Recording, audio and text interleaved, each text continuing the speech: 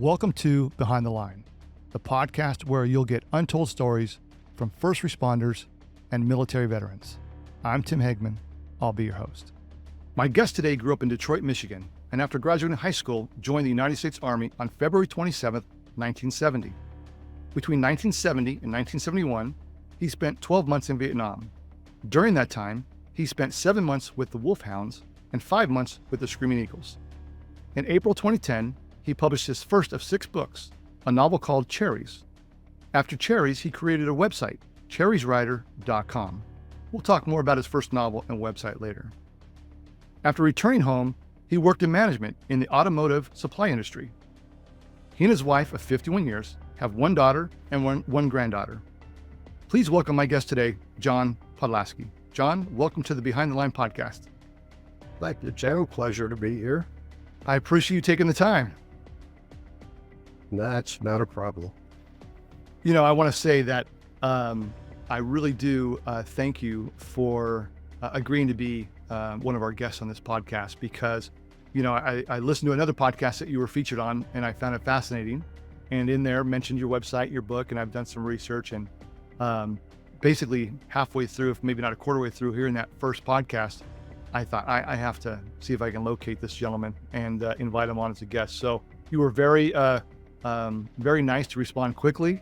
And that was just maybe a week ago. And here we are a few days later. So thank you. No problem. So I just want to make sure. So growing up in Detroit, Michigan, you have your parents, obviously, and then you have 2 sisters and 1 brother? Correct. And where do you fall in line there? Well, I have an older sister and then my brother and younger sister. Okay. Good deal. And as a kid growing up, were you involved in any sports or any other kind of activities growing up? Well, high school, I played basketball and football, collected coins. My early working career was for a toy store, and he bought comic books for 2 cents each, or you'd go ahead and trade them in 2 comic books, and then you'd get one, and he had thousands of them that I had to go ahead and organize, but I got in the comic book saving, and the Marvel comic books at that time, but you know, once you get married, that stuff goes by the wayside, and I turned into coins. Oh, wow. Okay. But the coins were the first 5 years of our marriage, and even sitting in the closet, so that's something my granddaughter can have after I'm gone. Yeah, very nice. I grew up I'm a big baseball fan, so I grew up collecting a lot of baseball cards, and I still do collect cards, but not as much as I used to because I just don't have.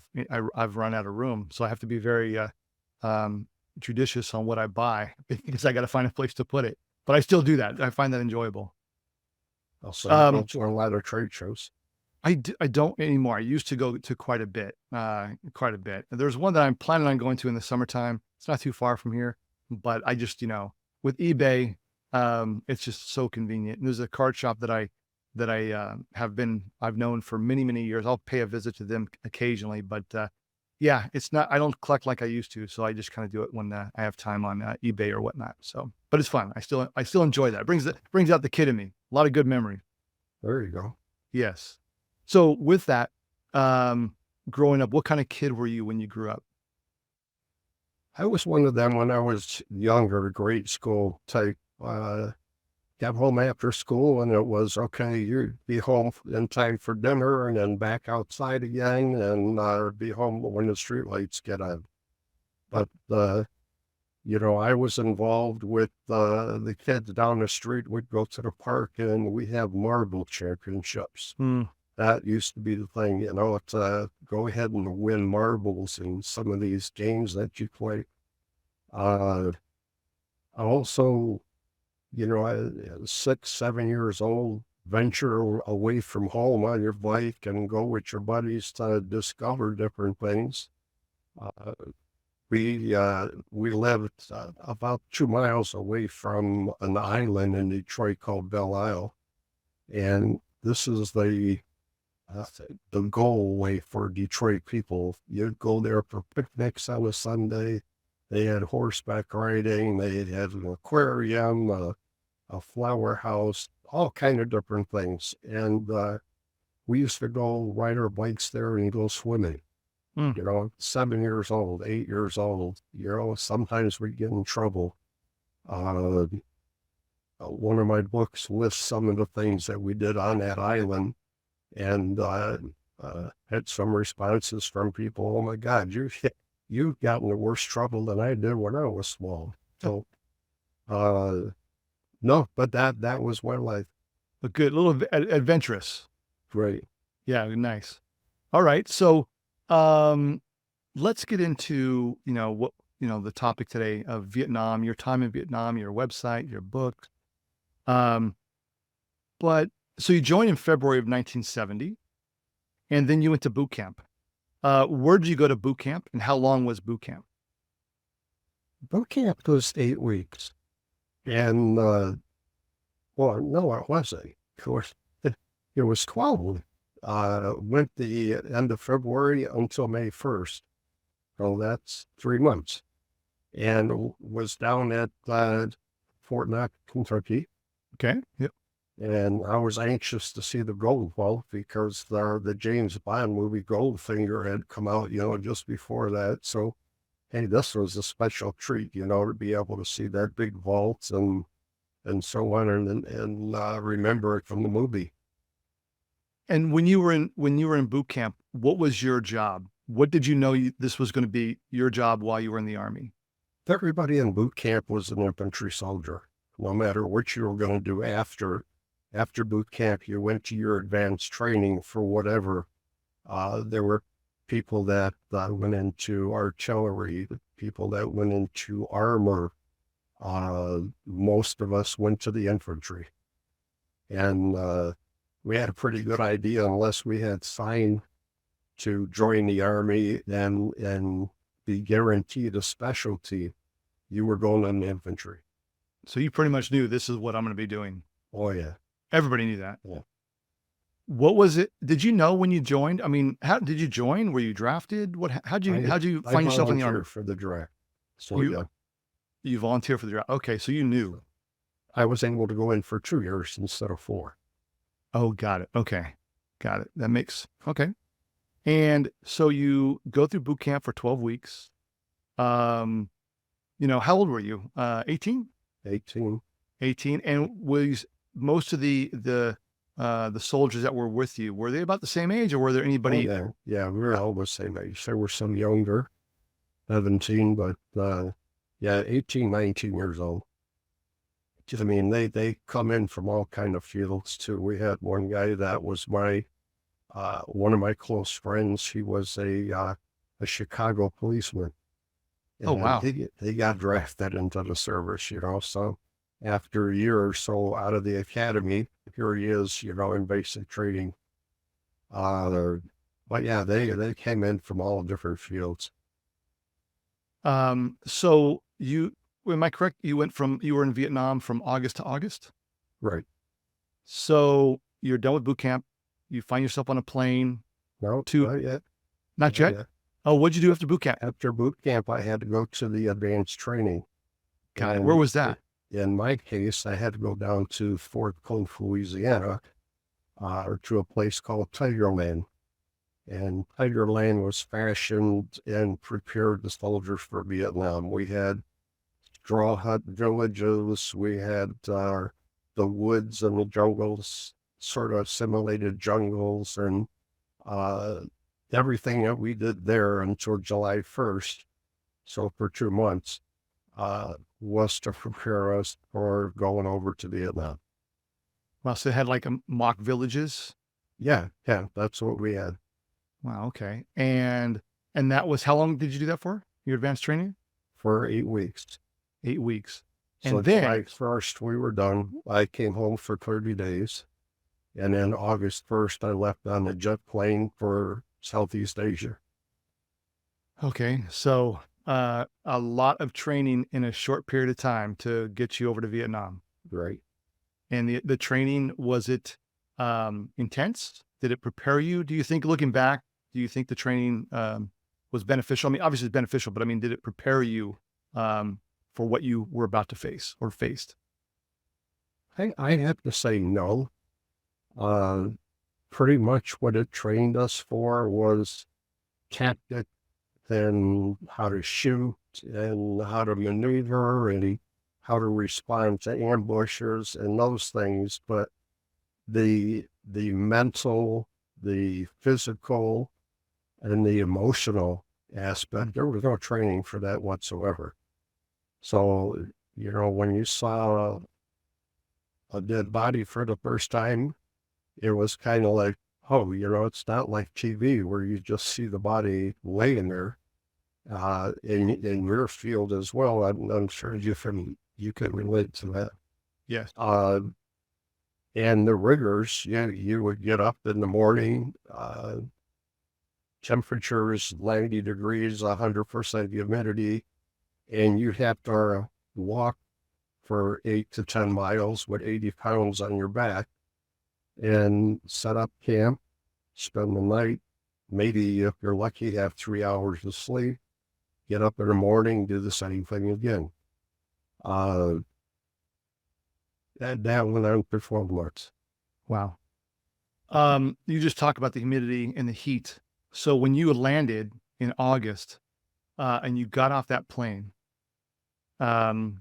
what was it like? What did you experience when you first got off that plane and hit the open air in Vietnam? What was that like?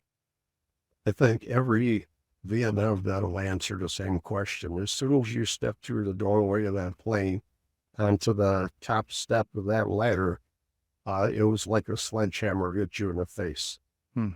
It was almost like a solid wall of heat hitting you, and you having to walk down. By the time you got to the bottom of the stairs, you're already sweating. Wow. And the other thing that was bad was the smell. We landed on an air base, so there was a lot of petrol, a lot of fuel smells, but some of the other things that you see create smells. Without going into details, maybe I will later, but it smells that you've never smelled before.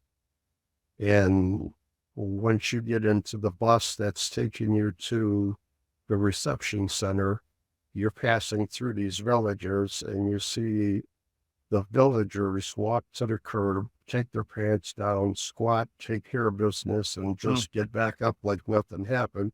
You're sitting there in awe, wonder, oh, Jesus, look at that, Yeah.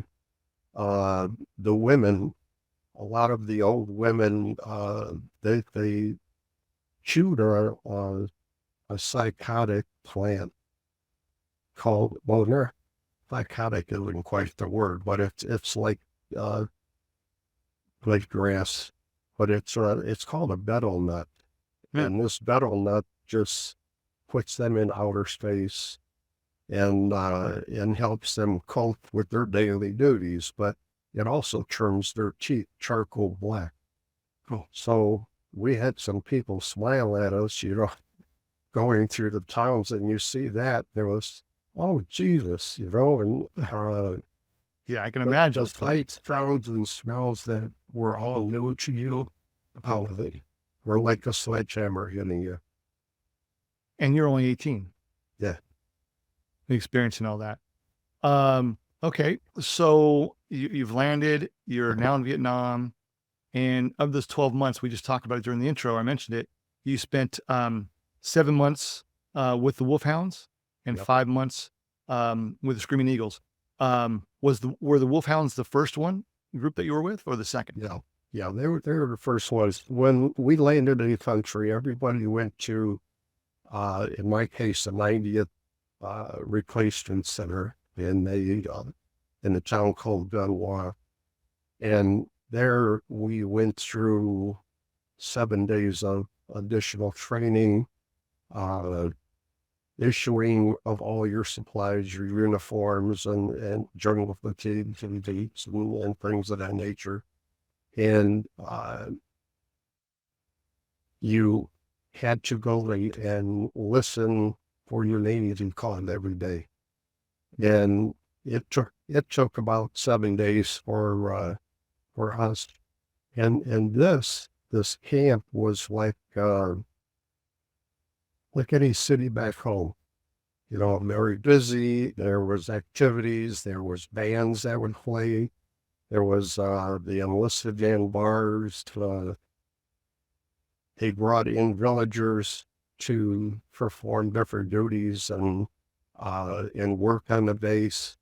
And nobody had any weapons for the whole week there. And it was like, well, geez, aren't we in a war zone? In fact, when we were coming to land on the plane, people were wondering, well, how can we win frost with the Can-Am? And a lot of people asked, how in the world can you fly into war on a commercial airline and not go with Air Force C-130s or any of the big planes that they have? And walking through the airport and traveling to the replacement center, we didn't see any weapons. Wow. Which was kind of weird. So your first week there, you get there and you have your first week of additional training. Did you have weapons at that point, just for the training, or when did you get your first weapon after arriving? That was not until after we got assigned to our company and transferred there. Oh, got it. Okay. And you were chosen to go to, or you were assigned to the Wolfhounds? I was assigned to the Wolfhounds. So, about 15 or 20 of us hopped on the bus and rode about another 30 miles away to Kuchi, which was where their base camp was. And it's also an infamous area where the enemy had tunnel complexes that, in fact, were built under the base camp. And we were there for another 5 days for additional training. And then they already had assigned us to our company. But then after 5 days, we went out to join the company out in the field.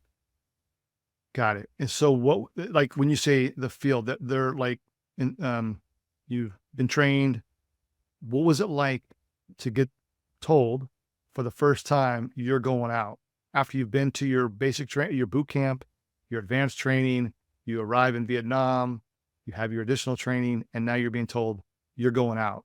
Do you remember your initial reaction or your emotions or how you felt?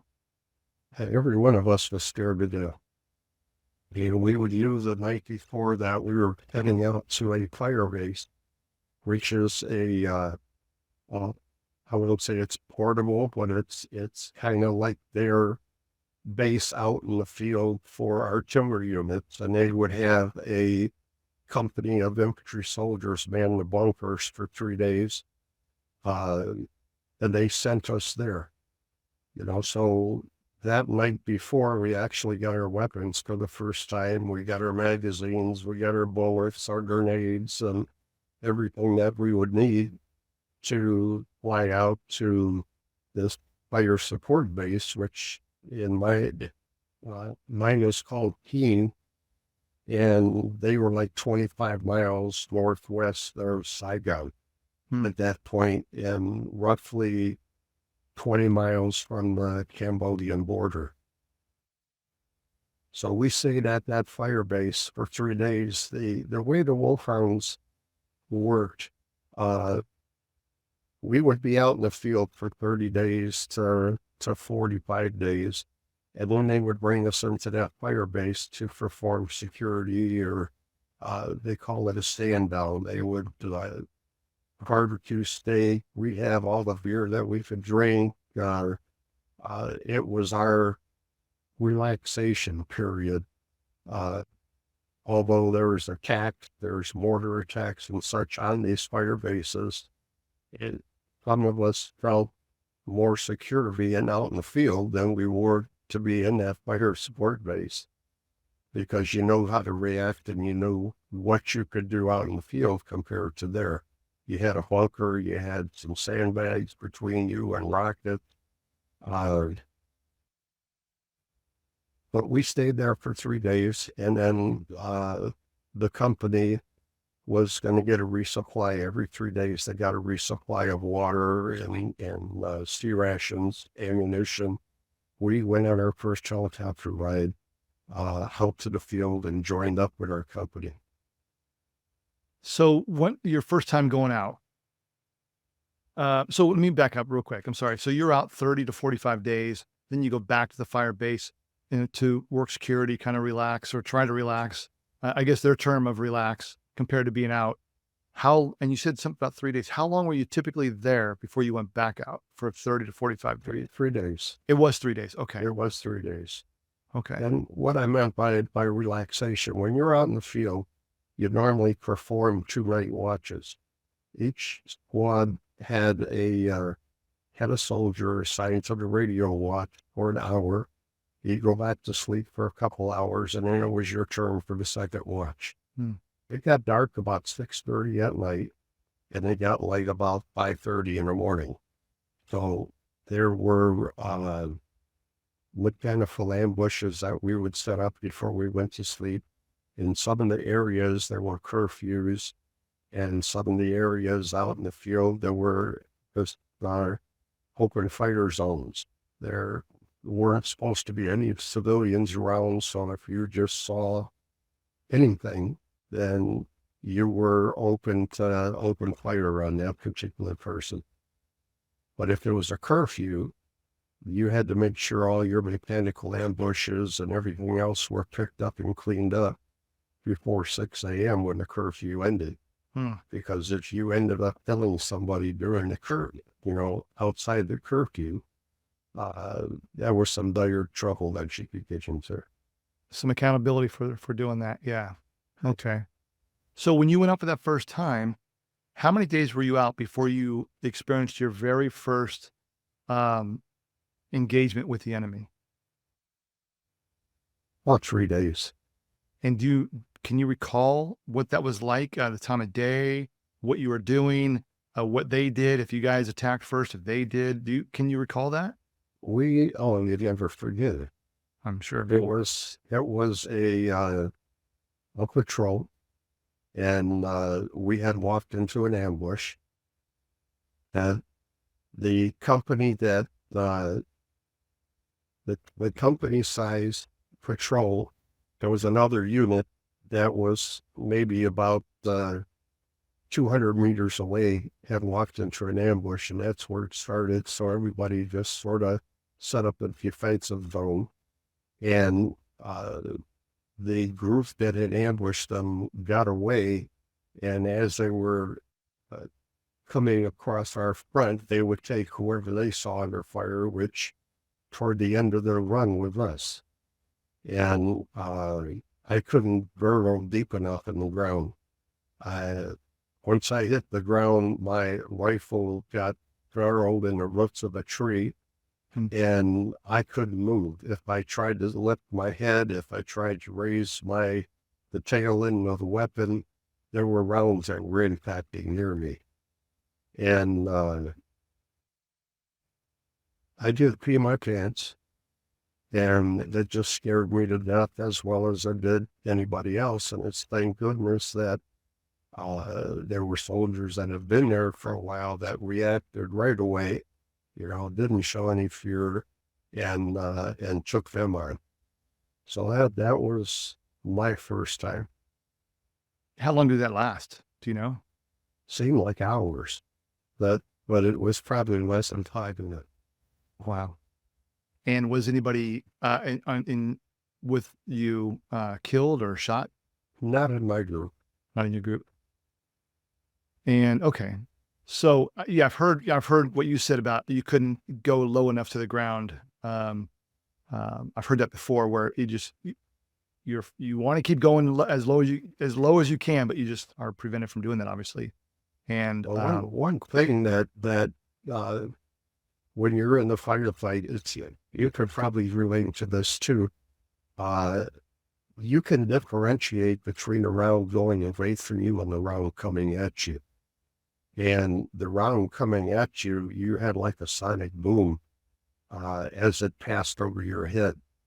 And you knew a bullet was coming your way then. If you just heard a crack, crack, crack, and nothing, afterwards, and that was outgoing fire. But yeah, you always knew when you were taking fire because you could hear the sonic boom of that round passing past you. What was your what was your job? What was your assignment in the Wolfhounds when you were out there for that first time, and then for the rest of your 7 months? For the first 4.5 months, I carried the M60 machine gun. So that is the number 2 person that enemy always looked for to get rid of. First guy was a guy hearing a radio, because the radio operator can call in support with helicopters and artillery. The machine gunner was the guy that just shot a crazy amount of rounds at you, and he was always the second guy. A machine gun weighed 25 pounds, and I normally carried around 500 rounds wrapped around my waist, which were another 25 pounds on top of the 80 pounds that you carried on your back. So, there was a lot of weight that you carried around on a day-to-day basis. And that, you did that for the M60 4.5 months? 4.5 months. And I carried the radio. When did you another time, or?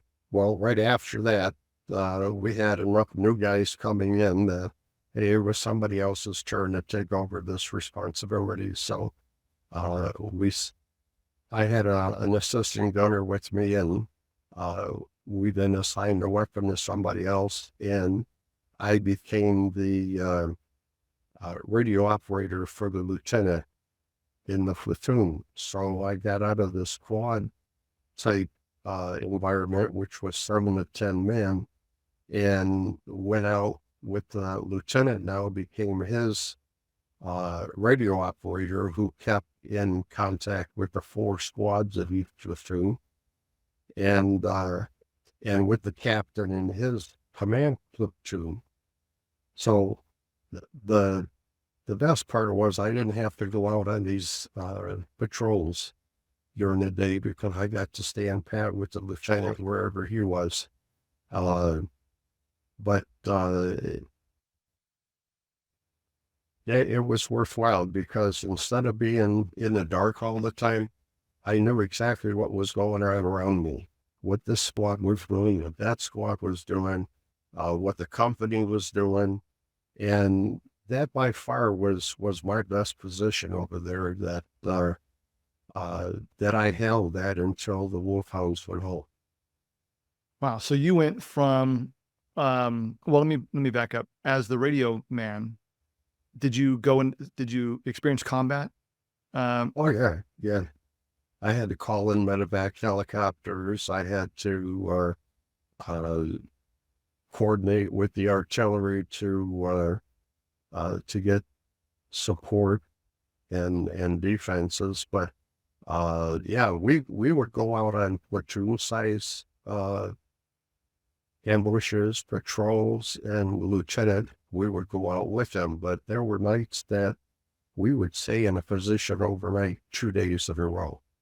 And we would then send out these squad-sized patrols, all around 360 degrees around us, and we'd go out for a kilometer or so, and then come back.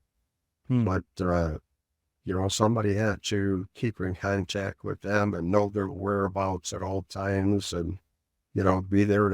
It was a tough job, but enjoyable. But you went from the first 4.5 months as the M60 machine gunner, being the number 2 target, to the radio operator being the number 1 target. Yep. And working very closely with lieutenant, like you said, probably when you were the M60 gunner and maybe another assignment, you really didn't know what was going on. Yep. You didn't receive that intel, but being so close to the lieutenant, you knew. And so it may have helped you. I mean, like you said, it benefited because you knew what was going on, if you were in danger, or what the what was going on around you. You found that beneficial, probably the best assignment, you said? Right? I mean, carrying that machine gun would be just like anybody else in the squad. You would get up and you'd walk from point A to point B. You had no idea where it is. As a lieutenant's radio operator, I also got to carry a map. And the different platoons, as well as our squads, would have to periodic send me updates as to where they're at. That would plot their locations on a map. So I would know where we were heading and had an idea how long it would take us to get there. So yeah, that put you more in the know than it was just being a regular SWAT operator. Yeah. Like you said, being in the dark, having no idea what was going on. Right. And probably just assuming or trying to make up things that you thought were happening and could have been totally wrong. So having the facts, very beneficial. What about, with being with a lieutenant and them being a target, the officers being targets, how many lieutenants did you work for when you were the radio operator? Was it just one or multiple? No, there was just the one. Okay. And he wasn't killed, or was he killed? No. Okay. And with the Screaming Eagles, what exactly did you do with the Screaming Eagles? What was your assignment there? Now, let me just say this, that when I was with the Wolfhounds, we had a newspaper in Vietnam called the Stars and Stripes. And that newspaper is still active today to Iraq, Afghanistan, but it would list the goings on of different units in the country. And at that time, the 101st was always losing people. Every time you would see a headline or a story about they were getting their butts kicked, and they lost this many people on this patrol and so on. The reason I left was that the Wolfhounds were going to return to Hawaii. Their time in Vietnam was ending. But anybody that had 10 months in country could go home or follow them back to Hawaii, but anybody with less than 10 months got reassigned elsewhere in the country. So my claim to fame was going up to the 101st. And there were different people that went to 23rd Infantry, that went to the 1st Camp, some of the remaining units that were left in Vietnam. And even though I had spent almost 7 months in country, I was truly scared to death going up to the 101st because I knew my ticket would be punched. There was just no way I was going to come out of this alive. And I went to the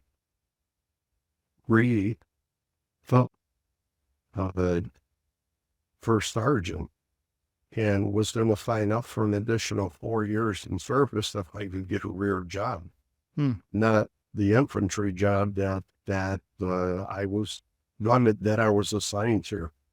And he gave me some advice. He says, "Hey, look," he says, "there's units out here that haven't fired their weapon in months. There's units that haven't seen an enemy soldier, and there are some skirmishes, but they last a couple minutes and they're done. You make a big mistake because you don't want to spend another 4 years in this man's service. Right. You want to get out. We know you want to get out." And he then said, "You come with good credentials," and I have letters of recommendation from both the lieutenant and the captain down in the Wolfhounds. Their command platoon with the captain, and he would have 4 operators with him. One for artillery, one for the rear, one for in between the companies, and one with the platoon. Well, there was a guy carrying a radio for the command platoon that was going home. And that then created an opening for me, and he vouched for me, and that particular company was coming back into the rear for 3 days within the next couple of days. And he made the introductions and got me involved with the new captain. And I was part of the command platoon for the next 4.5 months before I went home. It's good to have those people on your side that can help you out in a situation like that. Now you're talking about being in the know, being with the captain and knowing what all the different platoons are doing, what our unit was doing compared to somebody else. That was pretty good. Yeah. So, how long were you with the captain? About 4 months, maybe a week or so less than that. He recommended me for an E5 position, which is a sergeant. And there was a brand new lieutenant that had just taken over one of the platoons, and he had come from college ROTC. So all he had was basic training, and he was sent to Vietnam, and instead of wanting to be a maverick and getting anybody else hurt or killed, these new second lieutenants that come in think they know it all, and usually end up doing something incorrect, not being able to read a map, and don't do what they've learned over the months to not do. So the captain wanted me to go with him for the next 2 weeks and support him until it was time for me to go home. And that called him out on a couple things. You'll see that in the book, where he wanted to do something against what I suggested that he not do, and I proved right and brought him on my side. So you being 18, going there, the lieutenants and the 19 captain. now. 19 then, okay. I was 19 now. Okay, wow, okay. So, but these guys, the officers, not much older, right? Oh no, this captain, he was only 21. Yeah, and it's always, being a captain, I think maybe those officers feel as though they have to make the decisions, and they're the ones on the rank, and in reality, they should be listening to the people like yourself that have been there or had been there, and offering them survival advice. Mm-hmm. So in the 12 months there, did you develop with the other soldiers that you were with? Because I've heard different the way people have acted differently when they were in Vietnam. Some of them wanted friends, they had friends. Others said, I really didn't want to have many friends because I didn't want to lose a friend that may be killed. They kind of put up a barrier that way. For them, one person in particular that I've talked with said that's just how he felt. He had to deal with that. He didn't want to deal with he put the emotion aside. How about yourself? Did you have close friends while you were in Vietnam, or did you choose kind of make it more of an acquaintance? You'd be there obviously for them, but how did you handle that when you were over there? Well, as the title of my first book, Cherries, says it, the newbies coming over to Vietnam were all considered cherries.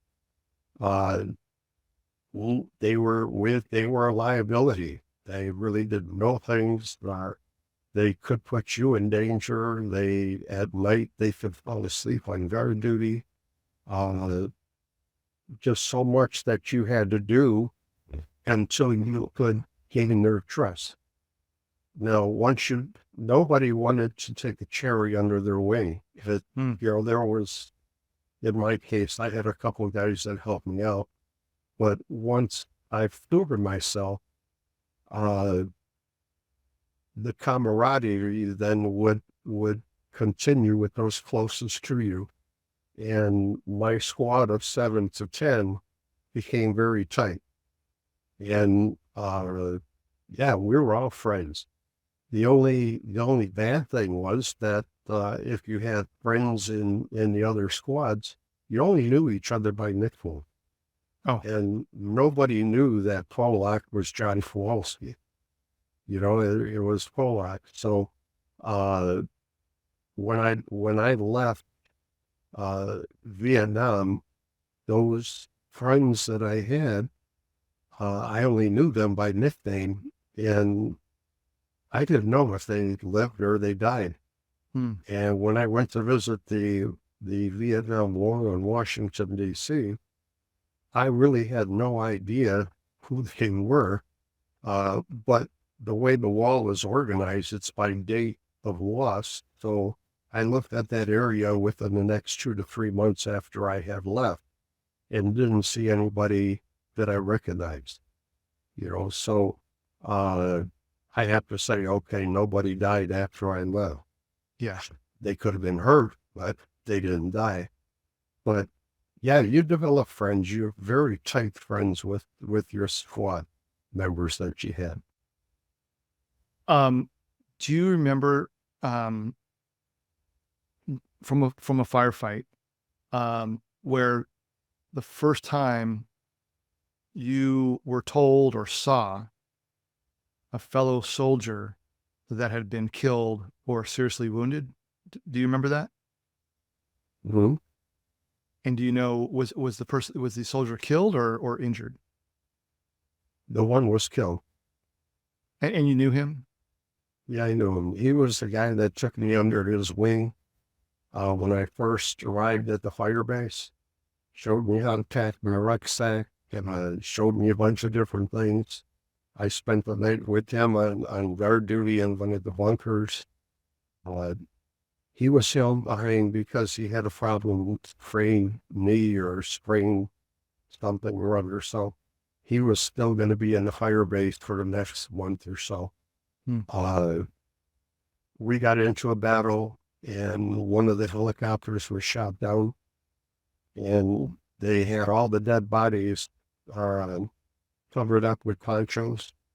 And when the other helicopters were picking up the people that were wounded, it blew some of the ponchos over or off the bodies. And I saw the one guy that had taken me on when I first got to the fire base. Do you remember your reaction to seeing him? The emotion? Just,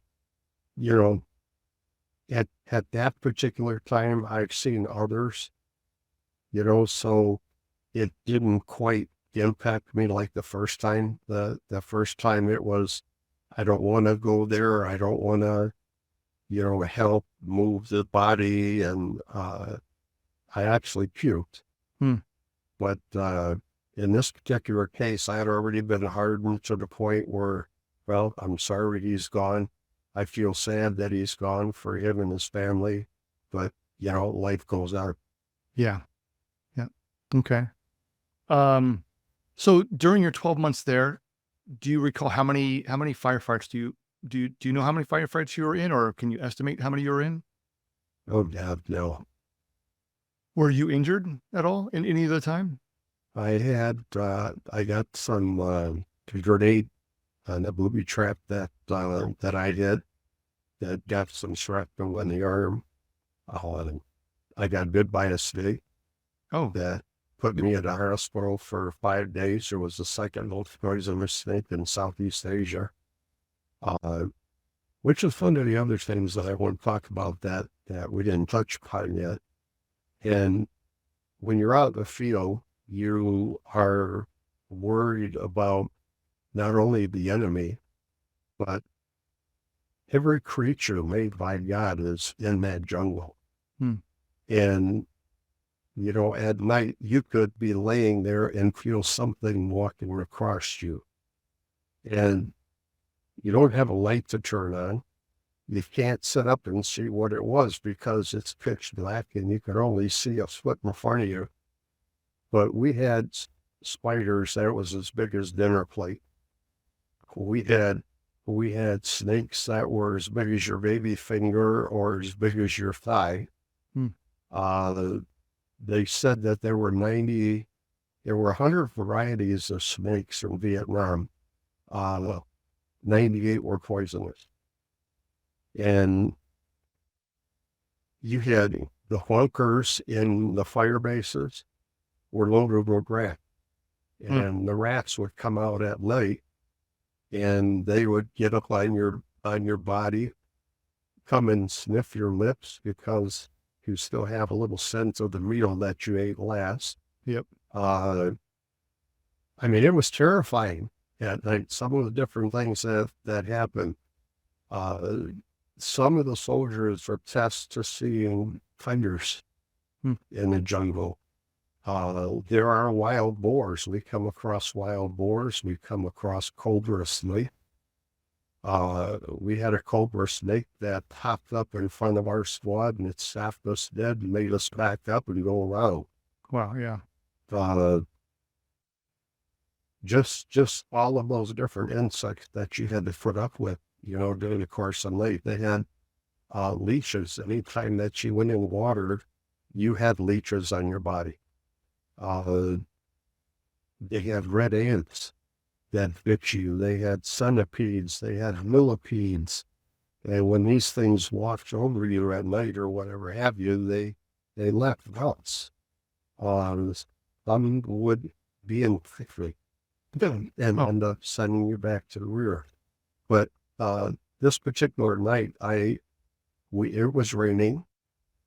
I had my poncho over the top of me as you we were sitting in our night defensive position, and I saw this little snake, probably as big as my forefinger, wiggle through the dirt and head toward the next position. So I had called out to him, hey, watcher, he got his helmet out and started heading his one. I finished my meal and I turned around to put my little stove and my plastic silverware back in my rucksack. And this little snake was sitting on my rucksack. And I had come so close, he latched onto my ring finger and wouldn't let go. I stood up and I started to shake him. And finally he dislodged and flew out of the perimeter. But it wasn't 15 minutes later, I went into convulsions. Wow. So they had to call a helicopter to come in and take me away. Unfortunately for my platoon, they had to get up and move to a different position because now they had given themselves away by the helicopter coming to get me. And I spent the next 4 days of the hospital, going through antivenom and so on. And they told me that had I not come in when I did, I would have not survived the night.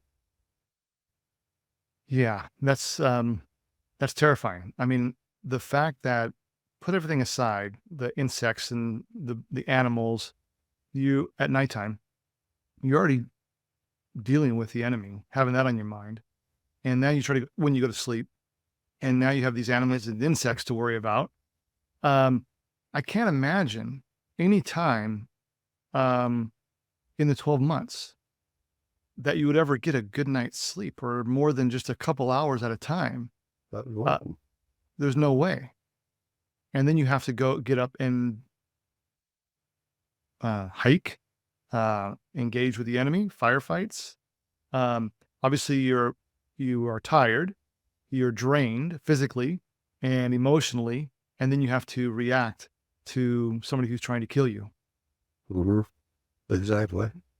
And wow.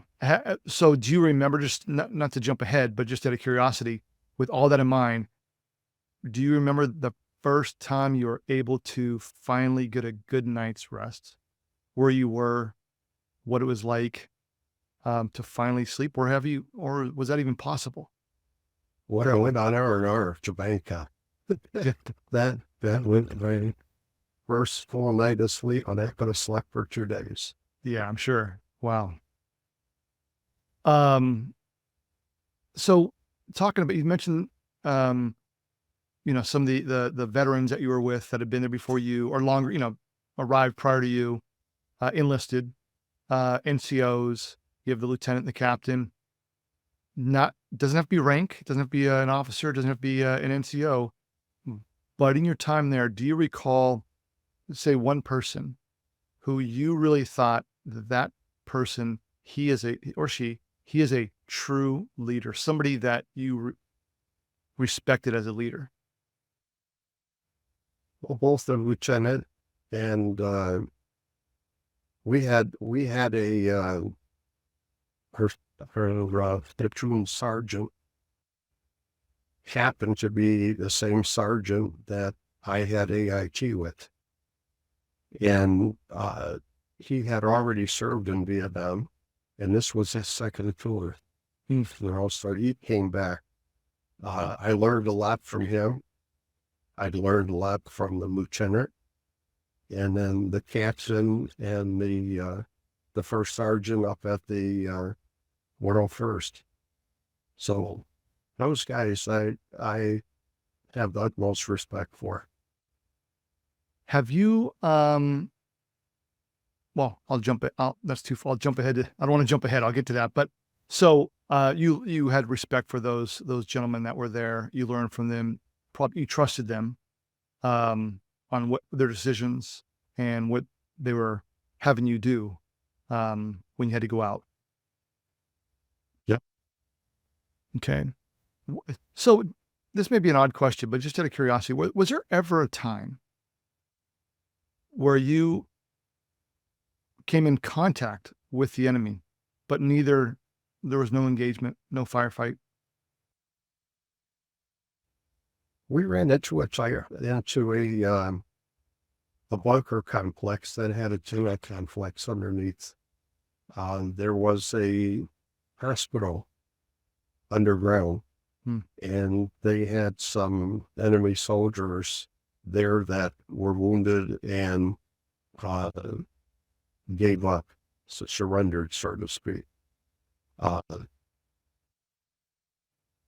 I mean, he looked just like anybody else, 20 years old, 19 years old, and skinny like us. And, you know, you walk through a village, there was nobody our age there. Everybody was in their 60s or, you know, under 10 years old. And the only people, the Vietnamese that you saw that were military were our age. And if you saw anybody else our age elsewhere and not in a camouflage outfit, well, they had to be considered enemy soldiers. But there were a couple times we came across soldiers who, this was early morning, we were heading back from an overnight ambush, and we saw a fire crackling, and 3 soldiers, enemy soldiers, sitting around that fire and their weapons leaning up against a tree. Well, we took them under fire and they took off, leaving their weapons behind. We went chasing after them, but never could find a body. So, but they never fired at us either. Interesting. Okay. Is there in your 12 months a memory out of all the memories? Is there one that, for whatever reason, stands out that you think about most often? Yeah, spiders and snakes. And I'm assuming this, to this day, you do not like spiders or snakes. No. We went to Canada on vacation, my wife and daughter and I, and we happened to go across this one bridge, and we came upon a snake. I took off and left my wife and daughter in there. It was some, I still caught hell for it after that, you know, but Yep. That's something that, yeah, it's a carryover from Vietnam. Yeah. Well, I'm sure they understood, you know, the big picture of what you faced years before and your phobia to this day. Yep. Yes. So, you've done your 12 months, and now it's time to come home. Do you remember, or can you share with us when you learned, my time is up here, I'm going home, and when you knew, when you'd be back home in Detroit? Well, when the plane took off, everybody was still under the opinion that that plane is going to be shot down by the enemy, and until we could get beyond the airspace of Vietnam, there were no celebrations or anything else. I mean, everybody was just anxious and waiting for the plane to get hit. Once the captain announced that we were outside of the airspace, a cheer erupted, and everybody suddenly fell asleep within the next half hour or so. I mean, we were so relieved that, hey, the pressure's off of us, we're gone, we're on our way home, and boom, you just put your head back and everybody zonked out. But the flight coming home, again, it was by Pan American in my particular case, and we flew to Japan, on to Alaska for stopovers, and then finally up in Washington State at one of the bases there. And once we arrived in country, it was like 3:00 in the morning. And we were still wearing the same fatigues that we had on in Vietnam. So if you had your Crocs wrecked out or whatever have you, that's the way you were on the plane flight, coming home. So they took us once they parked on the tarmac about 200-300 yards away from a warehouse, and there were signs on the fence, we're proud of you, welcome home, and such. And they got us into the warehouse for a final physical, a steak dinner. You got to bathe and take a shower, and they got all new uniforms. In your case, well, in August, it was the Army had the khaki uniforms, so everybody got one that to their new size. They got all the ribbons put on and stripes and so forth. And nobody wanted to complain, during a physical, well, this hurts, that hurts, or whatever, because we all wanted to get home. Right. Let's get through this process as quick as we can, and let's go home. So we've got our khaki outfits. We're ready to catch a bus, and it was about 7-8 o'clock in the morning now.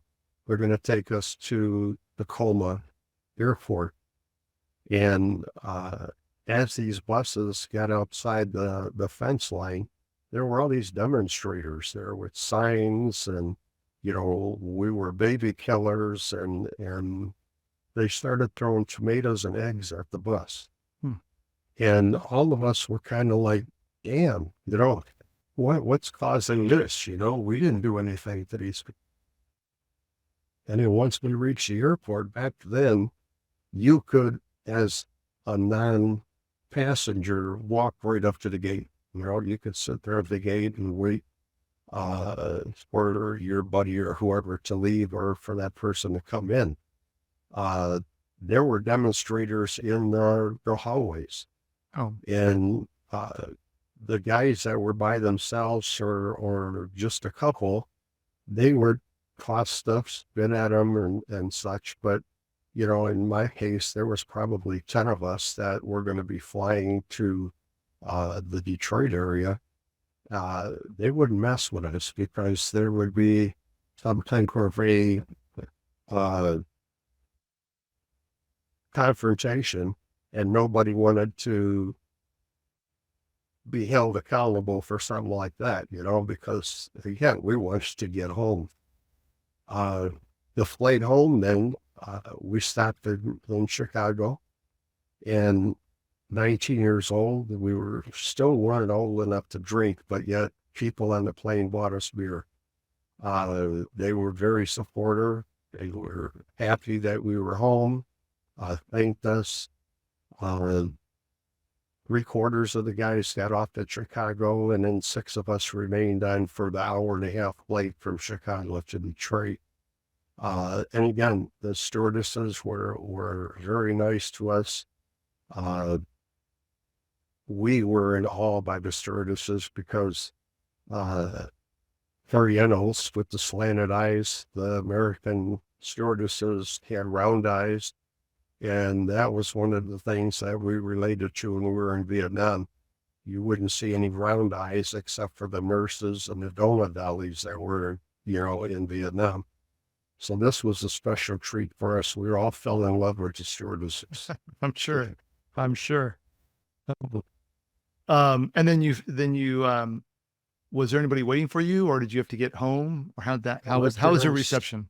My whole family was waiting for me at the gate, along with my sister's friend. We went home. That first night was a weird night. I was tired from all the traveling. It was a 24-hour flight between Vietnam and getting to Washington. And then you had another 6 hours from California, Washington State to Michigan, so we were very tired. I could not sleep in that soft bed. I had to get out of the bed and I had to put my blanket on the floor and sleep on the floor that first night.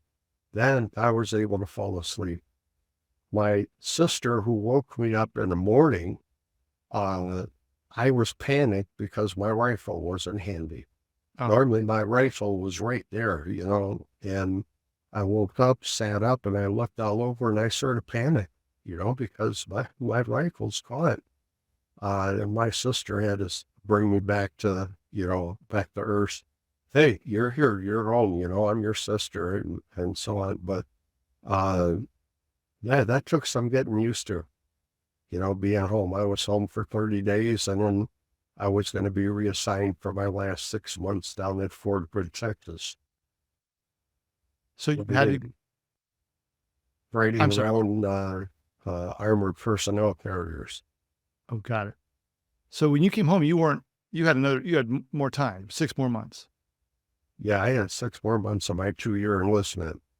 And at that time they were allowing early outs. So they let me, instead of February 26th, I got out the 17th of December. Oh, got it. So I had like a 9-week early out. Got home in August, spent the next 2 weeks relaxing, getting to know the neighbors again, being gone for almost 2 years. And I went back to work at the place that I worked at before all this started. Wow. That's a lot to happen in your, 2 years, but certainly your 12 months while serving in Vietnam. It's for anybody, but being 18 and 19 years old, that's incredible. So so now you're out, you're home, you're working, and then you write a book. Tell us about your book, the name of it, Cherries, and then what caused you to write the book after all those years? Well, I did maintain a diary while I was over in Vietnam. Not something that was very detailed, but it was a sentence or two every day. This is what we did, here's what happened. It was a year and a half after I was out of the service. Actually, less than that, 6 months after I was out of the service, I met my wife. We got married, and one of the days we happened to come over by my parents for a Sunday dinner get together. And my mother brought out all of the letters that I had written home. She had saved each and every one of them and put them in a shoebox. So I had 50, 60, 70 different letters there. And we stand on the floor and started going through these letters. And my wife would ask, well, what's this mean? What's that mean? Why did you say this? And how about explaining that? And it happened, my diary was in that same shoebox. So we pulled that out and she would ask questions. A lot of the letters were very, I'll call them homogenized, because I didn't want to go ahead and get the folks back home anxious about what was actually happening over there. So they were very smooth, hey, I'm having a great time, and, that kind. Where my diary was a different story. And my wife started it. She says, why don't you sit down, take this diary, take the letter, and sort of write out, what you happened, just to give me an idea of what you went through. And I at that time had an electric typewriter. So, this was a big deal for me, and I'd sit there and I'd start typing, with the point being that I had 3 years of typing in high school. And when I went into the service, I thought, man, I could be a clerk. I could type 80 words a minute. I was very fluent, but no, I ended up in an infantry. The opposite. That wasn't good enough. The opposite, yeah. All the clerks would type like this. All right. But anyway, I sat down and started writing. She'd have questions. I'd write what I thought the answer to a question was, and I'd end up with 10, 20, 30 different pages. And then she says, this is all well and fine, but, why don't you write a book? And that was the furthest thing from my mind. I didn't like English. I know that punctuation I'd never survived. But I started writing. I wrote an outline first, and I started typing. I would get a chapter. I'd give it to her, and she'd scrutinize it and says, well, this ain't clear. Do this and this. And she wasn't an English major either, but what I wanted to do was, when I wrote that book, was not so much as for the soldier that was there, but for the spouses and so forth, to understand what we went through. And it wasn't per se that their husband or father or whomever experienced the same thing I did, but it gives them a snapshot of what actually happened out there. Right. And it got to the point where I ended up having a pile of rewrites, because if you wanted just to add a chapter, you have to type out the entire chapter. I'm sorry, a paragraph. You have to type out the entire chapter. Unlike today. Right, yeah. A lot easier today. Got to the point that I went ahead and finally finished it. It took almost 3 years. I had been working 7 days a week at the factory, 10, 12 hours a day all summer long because of vacations. You got to cover for each other and so on. And she loved the first person. So it was roughly around 200 pages. And I started shopping it around at all of these different publishers, and must have got 100 rejection letters. We're not interested. Vietnam is not our favorite subject to even consider writing a book about or having people read it. And what had happened after that, I had joined the Vietnam Veterans of America at that point, and was a member of the inaugural quiver. So we had like 15 guys, and we became so tight. Our families got to know each other, and we would get together outside of meetings and different parades and things of that nature. And of course, when the guys get together, you're all going to bullshit and tell different stories. Oh, yeah. And the wives were kind of like, I had no clue what they're talking about, so let's go to talk about baking and, whatever the women are interested in. And I had the manuscript, and I passed it around to all the members, and the wives were kind of like, damn, I didn't know this, from, oh, that's what he meant by that. And a lot of girls didn't want to share what we did over there. It was hard to talk about. We knew that you would not understand what we wanted to say. You had to experience what we experienced to fully understand it.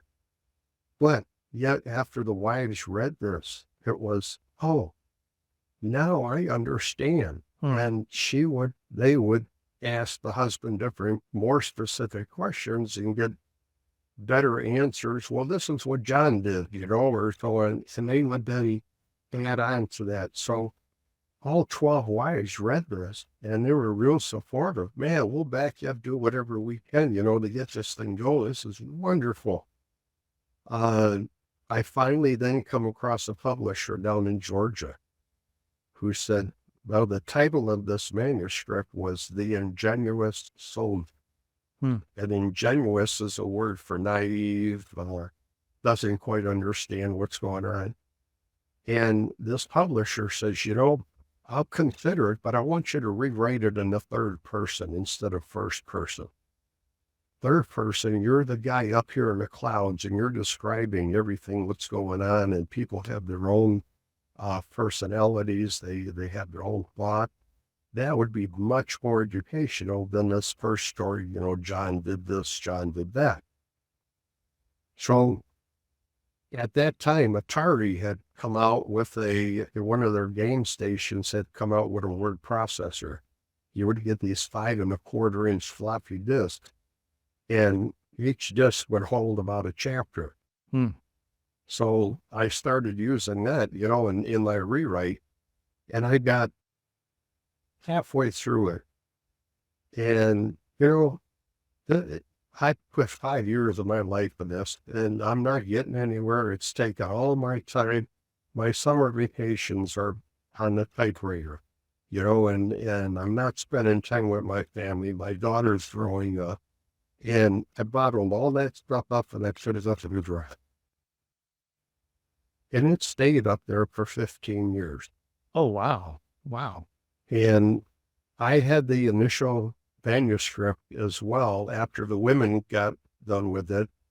I went to Catholic school. We had about 60 kids graduating in my class, and it was our 35th high school reunion, and I had taken the manuscript and passed it around.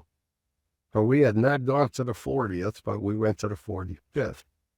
And the 45th, it was, hey, what happened with that book? It was, how many have you sold and where can I buy a copy? And well, it's up in the garage.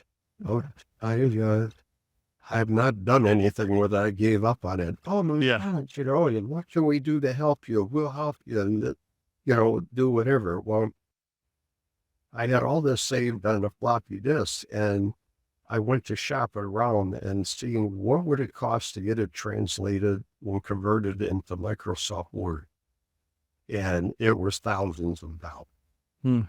So my daughter stepped up. She says, look, Dad, I'll retype it for you in Microsoft, and I'll do both versions, your old version and your half an updated version. I'll give it to you on a thumb drive, which she did. Took her about 6 weeks. I was able then on the computer to sit and do a bunch of things. And now I had beta readers in my high school graduation class. Yep. So they were coming over to the house. We would sit around the computer. We'd talk about different things. And they actually helped me get through this thing and finish the book. And by that time, I didn't need a publisher anymore because self-publishing was something that was really taking off. So I got an editor. One of these kids that I graduated with, as an editor, he took care of editing of the book for me. I learned how to format it and do all this other stuff, and finally went to Amazon and got it published. Well, everybody in my high school class got a copy. All my friends got a copy. And that was how Cherries came about. But I forgot to tell you that the publisher also suggested, he says, if you're going to rewrite this in the third person, I suggest you change the title. He had been to Vietnam. Oh. He says, call it Cherries. I says, why Cherries? He says, well, in the sexual content, you are a cherry until you get it busted. Well, same thing in Vietnam. You were naive, you were a cherry until you had your first firefight, until you saw your first dead person. That would be ideal. So that's what I did. Wow.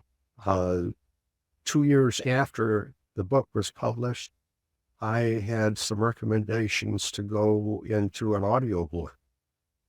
And man, I bought one of these $300 microphones and did all this other stuff. And I'm going to make an audiobook. But lo and behold, I'm a good author, but a lousy reader for an audiobook. So we shopped it around, and everybody was taking a chapter and reading a chapter and telling me how much it would cost. Well, the last guy that we decided on, my wife says, "Oh, I'm here. How do I get this the guy? He spent 30 years impersonating Frank Sinatra.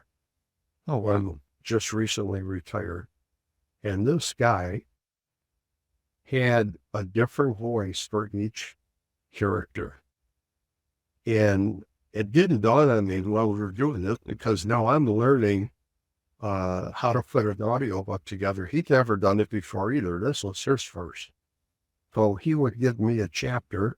I would then go on, I believe it was Audacity, and I'd do all the reorganizing and everything else that we had to do. And finally we finished, but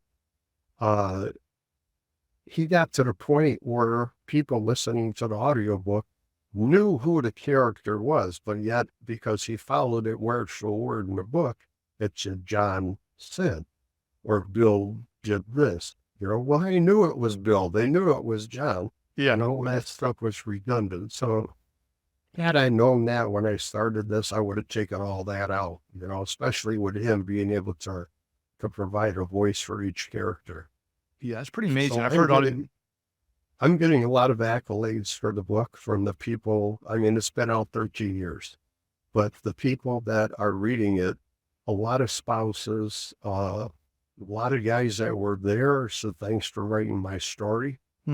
I got guys from Iraq and Afghanistan that said, if you would have got rid of the spiders, the snakes, and the water buffaloes and substituted sand and camels and whatever, he says, you'd be writing my story, because a lot of the stuff that you went through, I'm experiencing the same thing in Iraq and Afghanistan. Wow. So I'm getting a lot of family members, thanks for telling the story. Now I understand, and so on. So it became an Amazon bestseller. I saw that. Number one in their categories for, I want to say 6 months, 7 months. It stayed at number one. Not a New York Times number one, but still for the category it was in, number one was really made me feel great. So that was Cherries. That's something to be very proud of. It took a long time, many years. 30 years. 30 years. 30 years. But you had a lot of support, a lot of encouragement. And, it touched me when you said the one people were saying, the Vietnam veterans, that thank you for telling my story. Because I think a lot of people, they don't want to, obviously they don't talk about what they experienced, what they went through. Exactly. But, you put it pen to paper, you typed it up rather, and they can relate to it. So you're able to tell their story and to their families if they read it or had a chance to do that. That's phenomenal. So you should be very proud of that. Thank you. And then real quick before we go, what about your website? Because I will say that I've been to your website. I'm amazed with your website. There is so much to it. And we'll put stuff down in the show notes here, information for your books and for your website, because I want people to go, number one, buy the books, buy Cherries, visit the website. It's phenomenal. And the website itself is a huge, if you will, book. There's so much information and stories in there. I've read several, and the detail and the experience that people went through, it's phenomenal. And it's something that I really do hope that people that are listening to this will go view. So tell us about how the website came about and what that's, and it's still going. Well, After I published Cherries, I put the website together specifically for the book. It was, everybody said, if you publish a book, you got to have a website, and make the book available for sale on that website. Well, as time went on, I had people coming and, I started to add on what was not in the book. I sent you the one podcast, sort of describing everything that we had to carry on our backs before we went out on these patrols. And I've got to date 650 different articles on there. There's tons of pictures. I've got music and songs of the day. So 70s and the 60s, a lot of those songs. I've got interviews. I've got free listens to and readings of all my 6 books on there. There's 120 personal pictures of mine that I published with background songs, and people that have read the book have an idea then to revert back to these pictures because, oh, that's what he looked like when this took place, or that's what he had on his back. And and then a lot of people started telling their stories. So I had pilots telling me about their experience. I had Navy guys telling me. I had Air Force guys that were in support, that would keep the bombs on the plane and make sure the engines were proper. And so any POWs, I had POWs write about their experiences. So it's kind of like an all-around history type, whatever you want to know. With 6 million visitors so far in the last 12 years, and I average about 2,000 a day. Oh, wow. I try to publish a new post every Saturday, and I've had success with that. So I do a lot of research looking for these stories, finding them, and then publishing them or featuring them on my post. I have other people that, hey, would you consider this? And I'd look through it, and if it was too political, I wouldn't include it. I wanted to keep it clean, and did not want to use it as anything to do with the government and so forth. So, anything that you wanted to know, there's stories. Okay, you can spend months going through them. Yeah. It's and I mean this in a good way. It's overwhelming. There's so much information, so many stories that I can't say enough that I just hope people go and visit. And to get to that website, it's cherrieswriter.com. So thank you for doing that and continuing to do it, because these stories need to be told. People, the veterans want to share a lot of them do want to share their stories, of their experiences, and it helps them, I think, in so many different ways to do that. And we can learn a lot, and we need to learn a lot about the Vietnam War. We need to learn about our veterans, and we need to do so to have an appreciation for what the veterans of Vietnam went through then and ever since then. And,